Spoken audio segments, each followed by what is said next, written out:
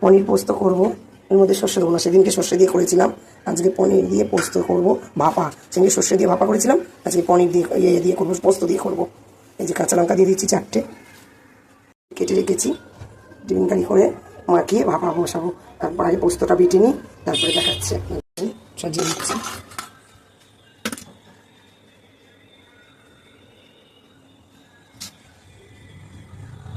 এবার এই যে পোস্ত আর কাঁচা লঙ্কা বেটেছিলাম, এটার মধ্যে দিয়ে দিলাম।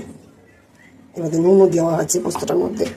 এইবার এর মধ্যে মিষ্টি একটু দেবো, বেশি দেবো না, অল্প দেবো।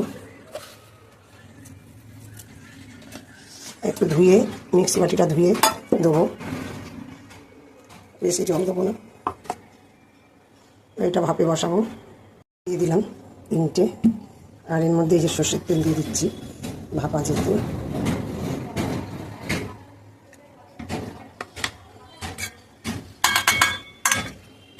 তেলও দেওয়া হয়ে গেল, এতে আর কিছু দেবো না। এবার ভাপে বসাবো।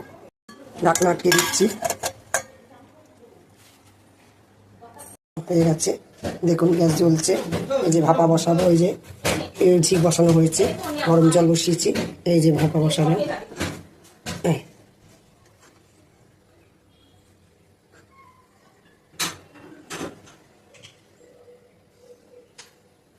বসানো হয়ে গেছে। এর উপরে আবার একটা থালা চাপা দিতে হয়। হয়ে গেছে পোস্ত দিয়ে পনির। এবার নামিয়ে দেবো। এটা কমপ্লিট হয়ে গেছে, গ্যাস নিভিয়ে দিয়েছি। ঢাকনা যে খুললাম, দেখুন এই যে ভাপিয়েছি।